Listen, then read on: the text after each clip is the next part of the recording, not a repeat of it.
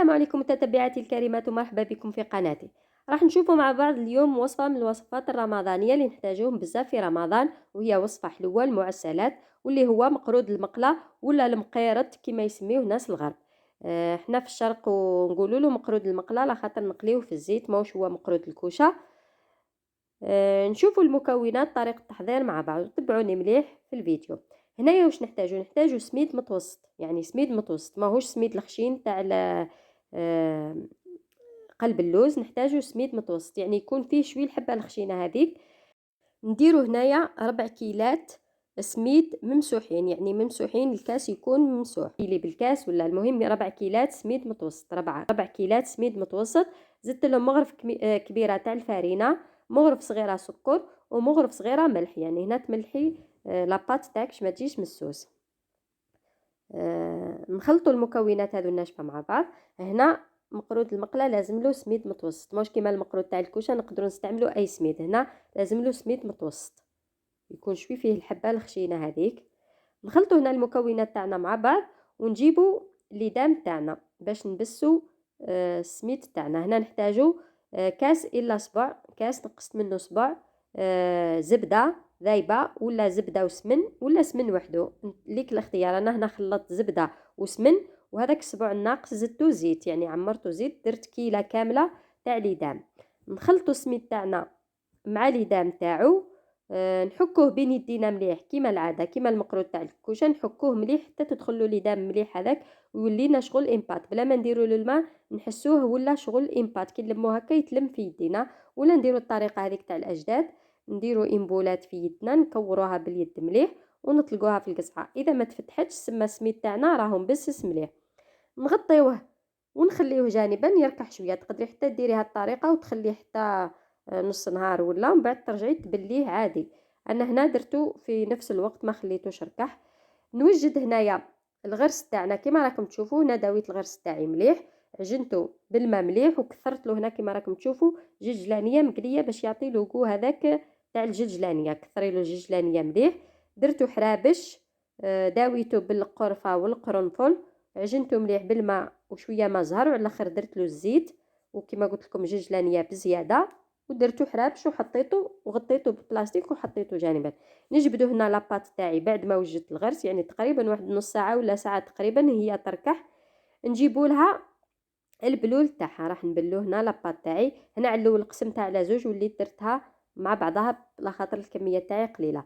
هنايا نجيبو كاس، تقريبا كاس ميلونج بين ماء وما الزهر، تقريبا كيله، ونبلوه هنا على حسب السميد. هنا السر تاع مقرود المقله باش ما يتحلكش في المقله، بويسك انا جربت عده طرق وكان يتحلي في المقله، وهذه هي الطريقه اللي اكتشفتها، انه المقرود المقله لازم تبليه زايد شويه البسوس تاعو، ما ديريش كيما المقرود تاع الكوشه نبلوه برك ويحكم روحه ونخليه. هذا لازم تكون شويه تحسي لاباط شويه مبلوله زياده، وديري غير بالصباع، ما تلميهاش العجينه تاعك، نديرو غير بالصباع. واللي تخاف دقيق تاعها تبل بشويه وتخليه تشوفوا، اذا شرب تزيد تعاود تبلو، ما تغامرش تبلو فرد خطره ومن بعد ما يشرب لهاش الماء. بليه شويه وحطيه شويه سناي يشرب. شوفي دقيق تاعك اذا يشرب ولا ما يشربش. كما قلت لكم انا هنا دات لي تقريبا كيله تاع الماء، كيله تاع الماء وما الزهر. هنايا نجيبو نكونوا الحرابش تاعنا عادي كما نكونوا الحرابش تاع المقرود العادي. هنايا حطيت البلاستيك باش نعت للناس اللي مبتدئه كما نقولوا. الحربوش دي فوا كي ديريه يتحلك، ديري لاباط تاعك تحليها في الوسط وتلوحي الحربوش تاع الغرس وتغلقي عليه مليح، تلضي بيدك مليح، تضميه مليح بيدك وتحليه بشويه. هنا بيسكو يتحلك نحلو بشويه، ومن بعد هنا الحربوش تاعي جاني شويه كبير قسمته على زوج ونكمل نحلو. هنا الحربوش نحتاجوه شويه رقيق، موش كيما المقرود تاع المقله نديروه حربوش متوسط، هنا يكون شويه رقيق الاخر تاعو، خاطر المقيرطات هذوك يجيو صغار. نحلو باليد ولا استعملي البلاستيك، هنا لضي عليه بالبلاستيك راح يطاوعك ويجيك الحربوش رطب، يجيك رطب وبومبي كي ديري البلاستيك. واللي تعرف هاي ديرو نورمال باليد كما راكم تشوفوا، مره على مره نغطيه بالبلاستيك نحلو، نعاود نحلو باليد هنا باش ما يتشقق ليش. الا شفتي الحربوش تاعك يتشقق ديري البلاستيك هذا راح يعاونك مليح باش تحلي الحلبوش تاعك وما يتشقق لك. نجيبو الموس كيما راكم تشوفوا هنا، نحيت جوانب اللي ما فيهمش الغرس ونقصو مقرودات صغار. كاين اللي يديروا بالطابع، مي انا من الاحسن مقرود المقله نديرو هكا مقرودات صغار، خير يعطي له شارم تاعو هذاك تاع بلا ما نديروه بالطابع. شوفوا نعدلوا المقرودات تاعنا باليد ولا بالموس ونحطوهم، ما تقليهمش في نفس الوقت، حطيهم شويه يحكموا رواحهم. لو طون اللي تكملي لاباط تاعك كامل، تكملي لاباط تاعك كامل، حطيهم في بلا وغطيهم وخليهم حتى تكملي لاباط تاعك ومن بعد تقليهم. كما راكم تشوفوا هنا راني نعدل فيهم بالموس، وهذيك الوجه الخارجي يكون ان بو بومبي، يعني يجي شويه بومبي باش يجي الشكل تاع المقرودات تاعنا مليح. ها هي كي الطريقه. ومقرود المقله راه واعر على مقرود الكوشه، راه ساعات يتحل في المقله. نكملوا لاباط تاعنا كامل، وهنايا كملت لاباط تاعي وجبت هنا قليتها في الطاوه. من الاحسن تستعملوا طاوه بويسك هي غامقه، وعمروها بالزيت، خليه الزيت تاعكم يسخن مليح مليح مليح، ما ديروهش وهو بارد، يسخن مليح حتى يعود يغلي. ولوحوا الحبات تاعكم بالعقل بالعقل وقليو. هنا اذا شفتوا لاباط تاعكم تتحل كاين طرق اخرى، واحد يقول لك لوحيها في الماء وجبديهم نشفيهم شويه ومن بعد قليهم.